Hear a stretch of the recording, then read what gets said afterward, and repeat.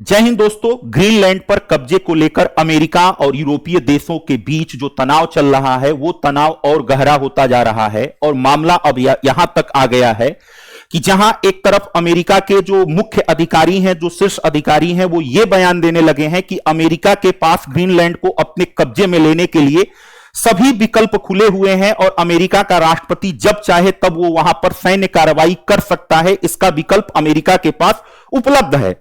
तो वहीं दूसरी तरफ ग्रीनलैंड को बचाने के लिए डेनमार्क के नेतृत्व में यूरोपीय राष्ट्र लामबंद होने लगे हैं और उन्होंने भी यह सार्वजनिक तौर पर घोषणा कर दी है कि हम ग्रीनलैंड पर अमेरिका के वर्चस्व को किसी भी हालत में स्वीकार नहीं करेंगे और अगर आवश्यकता पड़ी तो उसका घोर प्रतिवाद भी होगा और उसकी सामूहिक सुरक्षा के लिए हम अपनी सेना उतारने से भी बाज नहीं आएंगे। यहां पर आप इस न्यूज को देखेंगे तो यह न्यूज यहां पर क्लियर होगी, जो अभी 2 घंटे पहले की न्यूज ये एयर हो रही है। रॉयटर्स की खबर यहां पर यह बता रही है कि France working with allies on plan should US move on Greenland. यानी फ्रांस जो है वो क्या कर रहा है, इस पर प्लान कर रहा है कि अगर यूनाइटेड स्टेट कोई सैन्य कार्रवाई करता है ग्रीनलैंड पर कब्जा करने के लिए तो उसका हम कैसे प्रतिवाद करेंगे। यहीं पर आप देखेंगे Europe is claim to response to US move towards acquire Greenland. अब यह खबर बड़ी तेजी से क्या है फैल रही है और कल के न्यूज को अगर आपने देखा होगा तो उस न्यूज में यह स्पष्ट तौर पर डेनमार्क ने स्पष्ट कहा था कि अगर यूएस किसी भी प्रकार का कोई सैन्य हस्तक्षेप इस क्षेत्र में करता है तो इससे जो नाटो के देश हैं वो पूरे नाटो के देश अमेरिका के विरुद्ध खड़े होंगे और एक प्रकार का उन्होंने क्या कि अमेरिका को चेतावनी दी। आज के अगर बयान को देखा जाए तो फ्रांस के विदेश मंत्री जीन नोयल बैरोट ने कहा है कि इस मुद्दे पर जर्मनी और पोलैंड के विदेश मंत्रियों के साथ होने वाली बैठक में हम इसे क्या करेंगे, उठाएंगे। और जर्मनी के जो सरकार है उसने सूत्रों के हवाले से यह कहा है कि हम डेनमार्क के साथ क्या करेंगे, मिलकर काम करेंगे और यहां पर ग्रीनलैंड को सुरक्षित रखेंगे। इस चीज को आपको क्या करना है, इस चीज को आपको ध्यान में रखना है। और यूरोप के जितने भी देश हैं उन सभी देशों ने मिलकर यहां पर क्या किया है, एक ज्वाइंट स्टेटमेंट दिया है। यूरोपीय leaders reject US president Donald Trump's threat to annex Greenland. यानी ये जितने भी यूरोपीय देश हैं जिसमें आप जर्मनी, पोलैंड, डेनमार्क, फ्रांस, ये सभी देशों ने मिलकर क्या किया है, ये बात बिल्कुल स्पष्ट तौर पर घोषित कर दिया है कि ग्रीनलैंड डेनमार्क के नियंत्रण में है और ग्रीनलैंड का जो भविष्य होगा वो ग्रीनलैंड की जनता और डेनमार्क की सरकार तय करेगी। इसमें अगर अमेरिका हस्तक्षेप करता है तो उसका हर स्तर पर जवाब दिया जाएगा, अर्थात अगर सैन्य कार्रवाई की जरूरत भी पड़ती है तो हम उससे पीछे नहीं हटेंगे। और इसके लिए बाकायदा जो है यूरोपीय देश उसकी फील्डिंग क्या करने लगे हैं, सेट करने लगे हैं कि अगर अमेरिका का कोई मूवमेंट होता है तो हम उसका जवाब कैसे देंगे। अब यहां पर सवाल यह उठता है कि आखिर यह मामला क्या है। मामला यह है, यहां पर ध्यान दीजिएगा कि अभी कुछ दिनों पहले अगर आप देखेंगे तो एक बयान आया था यहां पे और वो बयान यह आया था कि ग्रीनलैंड पर कब्जा अमेरिका के लिए जरूरी है। आर्कटिक क्षेत्र में रूस और चीन की गतिविधियां बढ़ रही हैं। सेना के इस्तेमाल का ऑप्शन राष्ट्रपति के पास हमेशा मौजूद रहता है। यह किसने कहा था, कैरोलिन लेविट ने कहा था। यह कौन है, तो व्हाइट हाउस की क्या है, प्रवक्ता है। अर्थात अमेरिका की जो नजर ग्रीनलैंड पर है, उस ग्रीनलैंड पर कब्जा करने के लिए अगर अमेरिका के राष्ट्रपति को सैन्य हस्तक्षेप करना पड़ा तब भी वो पीछे नहीं हटेंगे, ये वहां की प्रवक्ता कह रही हैं। यहां पर आप देखोगे तो अमेरिका के राष्ट्रपति क्या कहते हैं, हमें ग्रीनलैंड की जरूरत है, यह अभी रणनीतिक रूप से बहुत महत्वपूर्ण है। ग्रीनलैंड के आसपास हर जगह रूसी और चीनी जहाजों की भरमार है, जो हमारे राष्ट्रीय सुरक्षा के नजरिए से हमें ग्रीनलैंड की जरूरत है। डेनमार्क इसे संभालने में सक्षम नहीं होगा। और इस आधार पर ट्रंप ने क्या किया है, यहां पर जो है अपनी इच्छा जाहिर कर दी है कि भाई ग्रीनलैंड को हमें लेना है। अब लेने की बात वो कोई नहीं तो है नहीं। 2019 में भी ट्रंप ने क्या किया था, इसकी चिंता जाहिर की थी। दोबारा जब ये राष्ट्रपति का चुनाव लड़ रहे थे और दोबारा जब चुनाव लड़के आए तब भी उन्होंने क्या किया, ग्रीनलैंड को अपने कब्जे में लेने के लिए ऑफर दिया और ऑफर देते हुए डेनमार्क से कहा कि भाई इसका पैसा ले लो, ये हमको तुम बेच दो, जो कहो उतना पैसा हम दे देंगे। इस पर डेनमार्क ने यह प्रतिवाद किया था कि ग्रीनलैंड बेचने के लिए नहीं है, यह हमारे हिस्से में है और हम इसकी सुरक्षा के लिए बिल्कुल क्या है, मुस्तैद हैं और इसकी सुरक्षा के लिए हम किसी भी स्तर तक जाएंगे। अब मामला क्या हो रहा था, धीरे धीरे चल रहा था। हालांकि ये तनाव क्या था, तनाव चल रहा था, लेकिन इतना जो है तनाव अभी सतह पर नहीं आया था।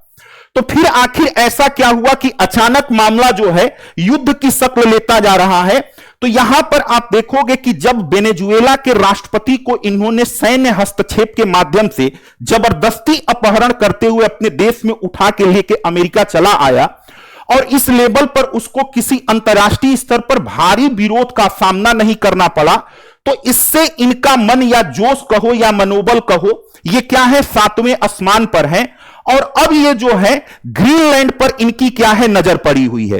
तो जिस दिन इन्होंने क्या किया, मादुरो को हिरासत में लिया था, ठीक उसी दिन इनकी पत्नी जो है, यह जो है यहां पर आप देखोगे कि एक ट्वीट करती हैं, और उस ट्वीट पर ये लिखती हैं सून, और इसके बाद ये जो ग्रीनलैंड का मैप है इसको अमेरिका के रंग में क्या करती हैं, रंग देती हैं, और ये संदेश देती हैं कि अब अगली बारी किसकी है, ग्रीनलैंड की। तो अब यहां पर एक तरफ मादुरो को कब्जे में लेकर यह दिखा चुका है अमेरिका की वो अपने जायज या नाजायज उद्देश्यों की पूर्ति के लिए किसी भी हद तक जा सकता है और कहीं भी सैन्य हस्तक्षेप कर सकता है। वहीं दूसरी तरफ उसी के लोग, अमेरिका के जो शीर्ष अधिकारी हैं, वह ग्रीनलैंड के मैप को अमेरिकी नक्शे से जोड़कर दिखा रहे हैं और कह रहे हैं कि बहुत जल्द अब क्या है, इनकी बारी है। तो ऐसे में यह स्वाभाविक था कि जिस पे ग्रीनलैंड पर जिसका नियंत्रण है, यानी डेनमार्क का वर्तमान में नियंत्रण है, वो नियंत्रण क्या करे, वह इस पे प्रतिवाद करे या इसकी सुरक्षा को लेकर चिंता प्रकट करे। आपको पता है कि ग्रीनलैंड जो है वह एक अर्ध स्वायत्त क्षेत्र है, यानी कि ग्रीनलैंड पर संप्रभुता डेनमार्क की है। रक्षा की बात कर लीजिए, विदेश मामलों की बात कर लीजिए, और संचार, यह किसके पास है, डेनमार्क के पास। और बाकी आंतरिक मामलों की जो व्यवस्था संचालित होती है वो ग्रीनलैंड की स्थानीय सरकार के द्वारा होती है। अब इस पे जब यह घटनाक्रम हुआ तो डेनमार्क ने खुलकर इसका क्या किया, प्रतिवाद किया, और डेनमार्क ने कहा कि अमेरिका का यह दावा क्या है, बेतुका है, और अमेरिका को डेनिश साम्राज्य के किसी भी हिस्से पर कब्जा करने का कोई अधिकार नहीं है। अब इसके बाद डेनमार्क ने क्या किया, यूरोपीय देशों से मिलने लगे और उनसे क्या की, बातें करने लगे कि भाई अब ये क्या है, अब ये हमारे ऊपर आ रहे हैं और ग्रीनलैंड पर हस्तक्षेप करने की बात कर रहे हैं। तो इस पर यूरोपीय देशों के जितने भी नाटो एलाई देश हैं, जिसका मैंने अभी आपको यहां पर क्या किया, जिक्र किया, ये सभी नाटो के देशों ने क्या किया, खुलकर अमेरिका के इस बयान का या अमेरिका के इस प्रत्याशित कदम का विरोध किया, और अमेरिका को यह चेतावनी दी कि अगर आप इस मामले में हस्तक्षेप कर रहे हैं तो जिस नाटो के बल पर आपने दुनिया में अपना वर्चस्व कायम किया था, वो नाटो क्या हो जाएगा, समाप्त हो जाएगा, और आपको नाटो की सेना के खिलाफ ही लड़ना पड़ेगा। अर्थात हम इसके लिए किसी भी हद तक क्या होंगे, जाने के लिए तैयार हैं। अब यहां पर अगली बात निकल के आती है कि भाई जो है ग्रीनलैंड को लेकर इतना विवाद क्यों है, आखिर अमेरिका इस पे अपना कब्जा क्यों चाहता है। तो यहां पर अमेरिका जो बातें कह रहा है कि यह सुरक्षा व्यवस्था के लिए क्या है, जरूरी है, और यहां पर चीन और रसिया के शिप क्या है, देखे जा रहे हैं, जो कि अमेरिका की राष्ट्रीय सुरक्षा के लिए खतरा है और डेनमार्क उसे काबिज नहीं कर पाएगा। यह वास्तव में केवल एक बहाना है, क्योंकि जो इन्होंने कहा कि यहां ग्रीनलैंड पर क्या है, रसिया के शिप देखे गए, वो बिल्कुल क्या है, बेबुनियाद है। डेनमार्क ने इसको क्या किया है, खारिज किया है। अब समझते हैं कि वास्तव में ग्रीनलैंड का महत्व क्या है। अगर आप इस ग्रीनलैंड को देखोगे तो यह ग्रीनलैंड वर्ष भर क्या रहता है, बर्फों से ढका रहने वाला एक क्षेत्र है। जलवायु परिवर्तन के प्रभावों के चलते यहां पर जो बर्फ थे वो बर्फ क्या होने लगे हैं, पिघलने लगे हैं, और बर्फों के पिघलने की वजह से यहां पर नए रूट विकसित हो रहे हैं, यानी सीप रूट विकसित हो रहे हैं, जिससे दुनिया में क्या होगा, कुछ नए मार्ग की खोज होगी।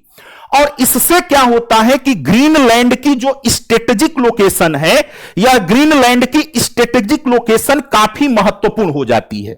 अगर आप देखोगे इसके लोकेशन को तो यह अमेरिका और यूरोप के बीच में पड़ता है, और अगर विश्व की निगरानी करनी हो या रसिया और चाइना को क्या करना हो, काउंटर करना हो, तो अर्ली वार्निंग सिस्टम लगाने के लिए सबसे क्या है, मुफीद स्थल है। तो पहली नजर तो यहां पर अमेरिका के लिए इसलिए है कि इसकी रणनीतिक लोकेशन जो है वो क्या है, काफी महत्वपूर्ण है, और यहां पर वो काबिज होकर पूरे आर्कटिक पर क्या कर सकता है, आर्कटिक पे अपना नियंत्रण स्थापित कर सकता है। लेकिन क्या केवल यह सुरक्षा का विषय है, या केवल स्ट्रेटेजिक लोकेशन तक सीमित है? तो आंसर होगा जी नहीं। आंसर इसका दूसरा यह है कि जो आप ग्रीनलैंड देख रहे हैं, अगर इसके क्षेत्रफल को देखेंगे तो लगभग 21 लाख वर्ग किलोमीटर है, और यहां पर दुनिया का जो ताजे पानी का स्रोत है 10% का सोर्स है। तो आगे आने वाले समय में आपको पता है, कई बार आपने सुना होगा कि जो तीसरा विश्व युद्ध लड़ा जाएगा वो वाटर रिसोर्सेज के लिए लड़ा जाएगा, और ग्रीनलैंड के पास इतनी क्षमता है कि वो पूरे वर्ल्ड की जितनी आवश्यकता है उसका 10% अकेले है। तो वाटर रिसोर्स के मामले में ये बिल्कुल क्या है, बिल्कुल जो है कि समृद्ध है। तो एक तो ये चीज हो गया, लेकिन सबसे महत्वपूर्ण बात यह है कि ग्रीनलैंड पर जब बर्फें पिघलेंगी तो यहां पर ड्रिलिंग करना क्या होगा, आसान हो जाएगा। और इसके नीचे यह बताया जाता है कि खनिज, जो बहुमूल्य खनिज है, वो भारी मात्रा में है। अब वो कौन कौन से खनिज हैं? अगर उन खनिजों की बात किया जाए तो इसके नीचे आप देखोगे तो प्राकृतिक गैसों का प्रचुर भंडार है। खनिज तेल का यहां पर क्या है, प्रचुर भंडार है। यहां पर यूरेनियम के क्या है, अयस्कों की क्या हुई है, पहचान हुई है कि यूरेनियम के अयस्क मिलेंगे। और सबसे बड़ी बात जिसपे इस समय, जिसके पीछे पूरी दुनिया क्या हो रही है, भग रही है, वो है रेयर अर्थ एलिमेंट। तो रेयर अर्थ एलिमेंट का भी यहां पर क्या है, प्रचुर भंडार है। तो यहां पर ग्रीनलैंड के नीचे, बर्फों के नीचे जो इसके खनिज संसाधन दबे हुए हैं, इस वास्तव में इस खनिज संसाधनों पर अमेरिका की काली निगाहें पड़ी हुई हैं, ट्रंप की काली निगाहें पड़ी हुई हैं। और इसलिए वो क्या चाहता है कि ग्रीनलैंड पर हमारा कब्जा हो, ताकि इसके जितने भी प्राकृतिक संसाधन हैं, चाहे वो वाटर रिसोर्सेज हो, चाहे रेयर अर्थ एलिमेंट हो, या फिर उसके ऊर्जा के जो संसाधन हैं, इन संसाधनों का वो अपने विकास के लिए क्या कर सके, दोहन कर सके। और इसके प्राकृतिक संसाधनों पर अपना कब्जा बनाए रखने के लिए वो इसको क्या कर रहा है, सुरक्षा व्यवस्था से जोड़ रहा है। कारण यह है कि ग्रीनलैंड से अगर आप इनकी सुरक्षा व्यवस्था की वो देखेंगे तो अमेरिका से इसकी दूरी 5043 किलोमीटर है।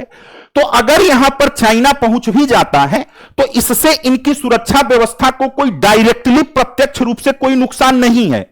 लेकिन अगर अमेरिका यह कहेगा कि भाई हमको ग्रीनलैंड का संसाधन चाहिए और इसलिए हम ग्रीनलैंड पर क्या करना चाहते हैं, कब्जा करना चाहते हैं, तो उसके दावे को पूरी दुनिया क्या करेगी, निंदा करेगी। इसलिए अपने असली, यानी जो उसका रियल उद्देश्य है, उस उद्देश्य को लेजिटिमेट ठहराने के लिए वो इस पूरे मसले को क्या कर रहा है, अपने राष्ट्रीय सुरक्षा से जोड़ रहा है। और राष्ट्रीय सुरक्षा से जोड़ते हुए यह दिखा रहा है कि अगर ग्रीनलैंड पर क्या हुआ, हमारा कब्जा नहीं हुआ, तो यहां पर रसिया और चीन का कब्जा हो जाएगा। और इसके चलते इस पूरे सुरक्षा व्यवस्था, इस पूरे क्षेत्र की सुरक्षा व्यवस्था क्या हो जाएगी, खतरे में हो जाएगी। यानी एक यही है जो पूरे विश्व की सुरक्षा व्यवस्था को क्या कर सकते हैं, बचा सकते हैं। और इसके लिए ये क्या कर रहे हैं, बढ़ चढ़ के इस पे दावा कर रहे हैं कि हमें ये क्या है चाहिए, इस चीज को आपको क्या करना है, ध्यान में रखना है।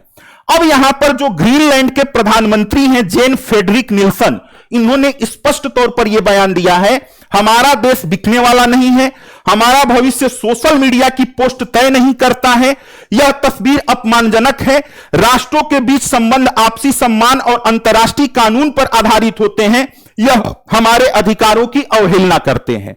तो इस तरीके से आप देखेंगे तो इस पूरे मैटर में जो अमेरिका का मूल उद्देश्य है वो ग्रीनलैंड के बहुमूल्य संसाधनों पर कब्जा करना है, जिसको हासिल करने के लिए वो राष्ट्रीय सुरक्षा को क्या कर रहा है, हवाला दे रहा है, और इस आधार पर वो ग्रीनलैंड पर अपना कब्जा करना चाहता है।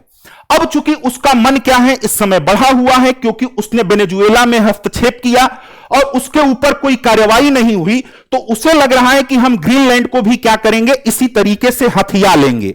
अब यहां पर सवाल आपके सामने है कि क्या अमेरिका जिस तरीके से वेनेजुएला में सत्ता को परिवर्तित किया, ठीक उसी तरीके से सैन्य हस्तक्षेप के बिना किसी बाधा के क्या कर सकता है, ग्रीनलैंड पर नियंत्रण स्थापित कर सकता है? आपकी राय क्या है? क्या अमेरिका ग्रीनलैंड पर कब्जा कर लेगा, या यूरोपीय देश एक साथ उसका विरोध करके उसको ऐसा करने से रोक पाने में सफल होंगे? अपनी राय कमेंट बॉक्स में दीजिएगा। धन्यवाद।